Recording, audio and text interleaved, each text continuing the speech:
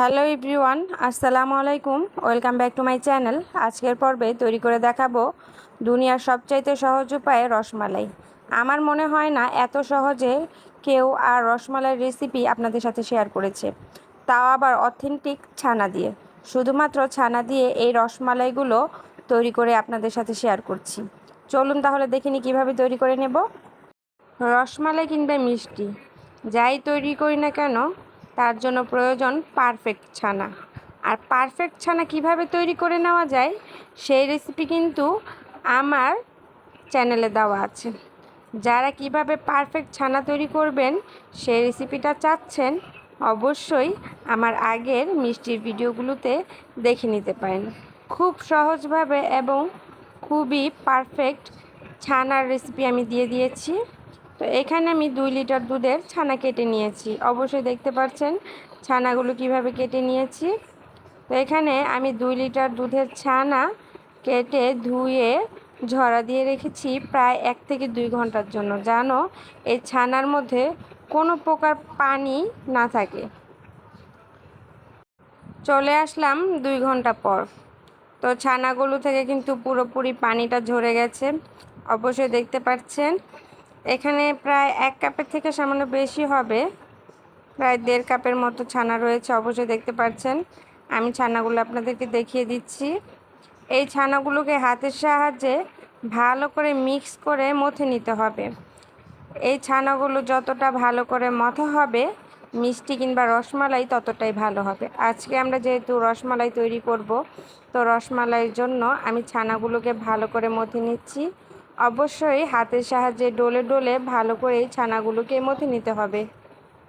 অবশ্যই ছানা মথার সময় একটু সময় নিয়ে এই কাজটা করতে হবে, ছানাগুলো যেন মসৃণ পর্যায়ে চলে যায়। অবশ্যই দেখতে পাচ্ছেন ছানাগুলো কিন্তু আমি হাতের সাহায্যে ডলে ডলে মথে নিয়েছি। ছানাগুলো কিন্তু এই পর্যায়ে ভালোই মসৃণ হয়ে গেছে। এই তো ভালো করে ছানাগুলো মথা হয়ে গেছে। এখন আমি লেচি কেটে নিচ্ছি। এই ছানার মধ্যে আমি আর কোনো কিছু এক্সট্রা অ্যাড করব না। অথেন্টিক ছানা দিয়ে এই ছানার রসমালাই আজকে আমি তৈরি করে দেখাবো। ভালো করে যখন মথা হয়ে যাবে, অবশ্যই রসমালাই তৈরির ক্ষেত্রে রসমালাই শেপ দেওয়ার সময় তখন আর মাঝখানে কোনো ক্র্যাক থাকবে না। যখন কোনো ছানায় ক্র্যাক থেকে যাবে তাহলে কিন্তু রসমালাইগুলো ভেঙে যেতে পারে। অবশ্যই ছানাগুলো ভালো করে মথে নিতে হবে। তো অবশ্যই দেখতে পাচ্ছেন আমি লেচি কেটে নিয়ে সবগুলো রসমালাই এইভাবেই তৈরি করে নিয়েছি।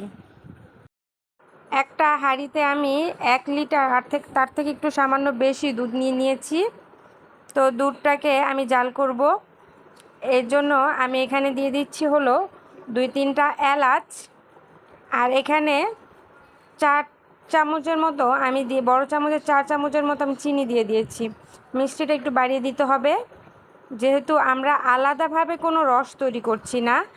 যদি মিষ্টিটা কম দেওয়া হয় তাহলে কিন্তু রসমালাইয়ের ভিতরে এই মিষ্টিটা প্রবেশ করবে না, একটু বাড়িয়ে দিতে হবে। তো আমি এখানে রসমালাই সবগুলো তৈরি করে নিয়েছি, আর দুধটাও কিন্তু এখানে ভালো করে ফুটে গেছে। এখানে আমি কোনো আলাদাভাবে রস তৈরি করিনি, ডাইরেক্ট এই গরম দুধের মধ্যেই, ফুটন্ত দুধের মধ্যে আমি সবগুলো রসমালাই দিয়ে দিব। রসমালাই দিয়ে দিচ্ছি, দেখতেই পাচ্ছেন।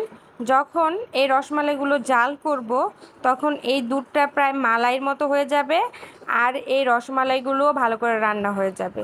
তো খুব সহজে এবং সহজ উপায়ে রসমালাইয়ের রেসিপিটি শেয়ার করছি।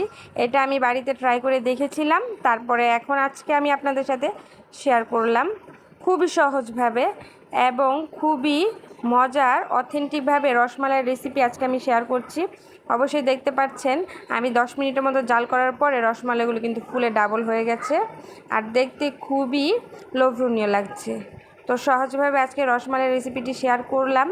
এইভাবে আমি আরও 15 থেকে 20 মিনিট এই রসমালাইগুলো রান্না করে নেব। তখন দেখা যাবে যে দুধগুলো মালাইতে পরিণত হয়ে যাবে আর রসমালাইগুলো রান্না হয়ে যাবে। আপনাদেরকে নাড়াচাড়া দিয়ে দেখিয়ে দিচ্ছি রসমালাইগুলো দেখতে কেমন হয়েছে। এটা খেতে কিন্তু দোকানের মতোই হয়েছে, অথেন্টিক ছানার রসমালাই, খুবই সহজ। আমার মনে হয় না এর আগে এই রেসিপিটা আপনাদের সাথে কেউ শেয়ার করেছে। তো খুব সহজভাবে রসমালাই রেসিপিটা আজকে আমি আপনাদের সাথে শেয়ার করলাম। 15 থেকে 20 মিনিট পর রান্নার পর আমি রেখে দেব প্রায় সারা রাতের জন্য। তো অবশ্যই দেখতে পাচ্ছেন সকালে দুধগুলো প্রায় ঘন হয়ে গেছে, মালাই হয়ে গেছে, আর রসমালাইগুলিও খুবই ভালো লাগছে। আমি একটা প্লেটে নামিয়ে নিচ্ছি রসমালাইগুলো, আর আপনাদেরকে কেটে দেখিয়ে দিচ্ছি কতটা সফট হয়েছে এই রসমালাই। আর একটা রসমালাইও কিন্তু ভেঙে যায়নি।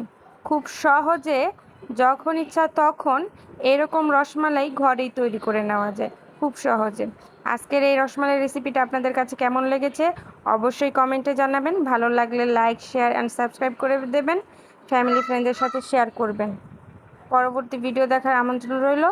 আল্লাহ হাফেজ।